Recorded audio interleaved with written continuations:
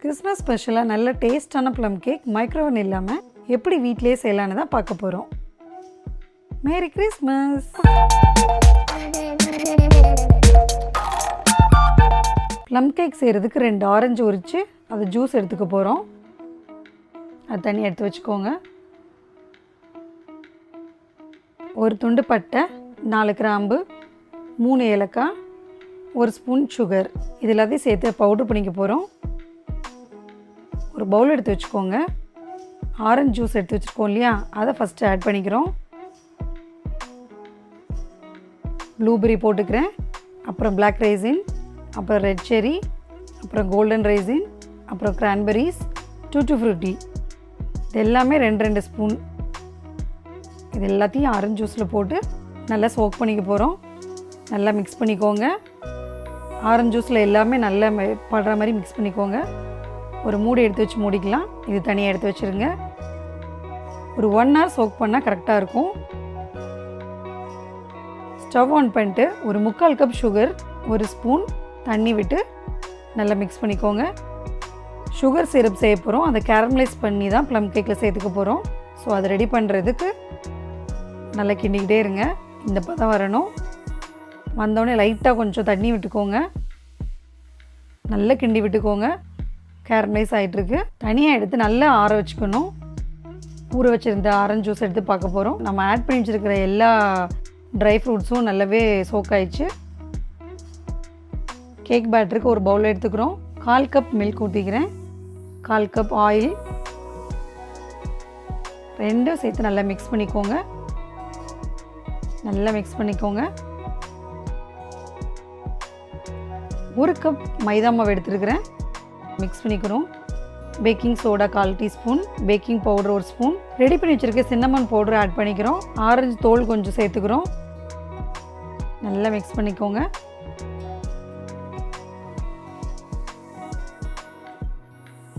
நம்ம ரெடி பண்ணி வச்சுருக்க கேரமலைஸ்டு சுகரை இதில் ஆட் பண்ணிக்கிறோம்.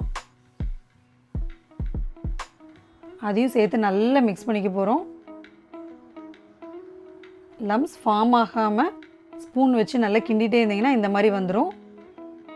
1/2 டீஸ்பூன் வெனிலா எசன்ஸ் ஆட் பண்ணிக்கிறேன். நல்லா மிக்ஸ் பண்ணிக்கோங்க. எசன்ஸ் எல்லாத்துலேயும் செய்கிற மாதிரி. சோக் பண்ணி வச்சுருந்த ஜூஸ், அந்த ட்ரை ஃப்ரூட்ஸ் எல்லாத்தையும் இதில் ஆட் பண்ணிக்கிறோம். நல்லா மிக்ஸ் பண்ணிக்கோங்க. பேட்டரோட அந்த சோக் பண்ண ட்ரை ஃப்ரூட்ஸ், அந்த ஆரஞ்சு ஜூஸ் எல்லாத்தையும் சேர்த்து நல்லா மிக்ஸ் பண்ணிக்கிறோம்.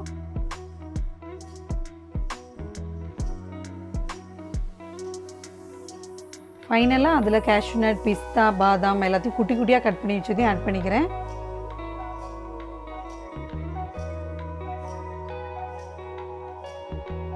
இந்த மாதிரி ரெடி பண்ணிக்கணும். கேக் செய்கிறதுக்கு ஒரு அலுமினியம் மோல்டு எடுத்து வச்சுருக்கேன். அதில் ஃபுல்லாக நல்லா ஆயிலை க்ரீஸ் பண்ணிக்கோங்க. சைட்லையும் கூட நல்லா ஃபுல்லாகவே க்ரீஸ் பண்ணிக்கோங்க, ஒட்டாமல் இருக்கும். ஒரு பட்டர் பேப்பரையும் கீழே ப்ளேஸ் பண்ணிக்கிறேன். அதில் நல்லா ஆயில் தடவிட்டு இந்த பேனில் நம்ம ரெடி பண்ணி வச்சுருக்கிற பேட்டரை ஃபுல்லாக ஊற்றிக்கிறோம்.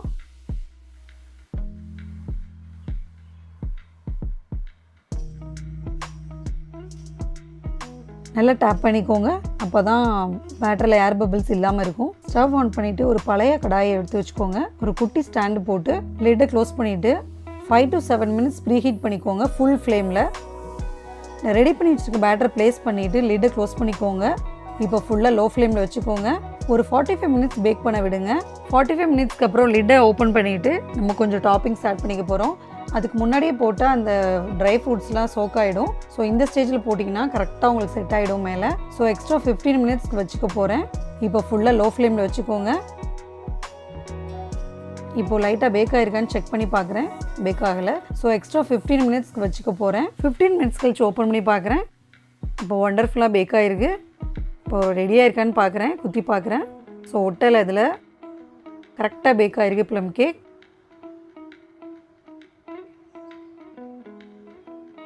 ஸோ இப்போ இதை 1 hour ஆற வச்சுருங்க. நல்லா ஆற வச்சதுக்கப்புறம் சைடில் கொஞ்சம் இந்த மாதிரி பண்ணிங்கன்னா உங்களுக்கு ஈஸியாக வந்துடும். ஒரு தட்டை ப்ளேஸ் பண்ணிக்கோங்க. 2 தடவை இப்படி தட்டினீங்கன்னா அது கரெக்டாக வந்துடும். ஸோ சூப்பராக வந்திருக்கு. அருமையான ப்ளம் கேக் ரெடி ஆயிருக்கு. அந்த பட்டர் பேப்பரை மெதுவாக ரிமூவ் பண்ணுறோம். இப்போது திருப்பி பார்த்தோன்னா வாவ், ரொம்ப சூப்பரான டெக்ஸ்சரில் சுவையான ப்ளம் கேக் ரெடி ஆயிடுச்சு. எக் இல்லாமல், ஈஸ்ட் இல்லாமல், முக்கியமாக அவன் இல்லாமையே நல்ல ப்ளஃபியான ப்ளம் கேக் வந்திருக்கு பாருங்க. வாவ், சூப்பராக இருக்குது ப்ளம் கேக். ஓவன் இல்லாமல் வீட்லேயே ஈஸியாக இந்த ப்ளம் கேக்கை செஞ்சு இந்த கிறிஸ்மஸை சூப்பராக செலிப்ரேட் பண்ணிடுவோம். Happy Christmas. இந்த வீடியோ பிடிச்சிருந்தா லைக் பண்ணுங்க, கமெண்ட் பண்ணுங்க, உங்க ஃப்ரெண்ட்ஸ் எல்லாருக்கும் ஷேர் பண்ணுங்க. மறக்காம நம்ம சேனலை சப்ஸ்கிரைப் பண்ணுங்க. Thank you so much. பை.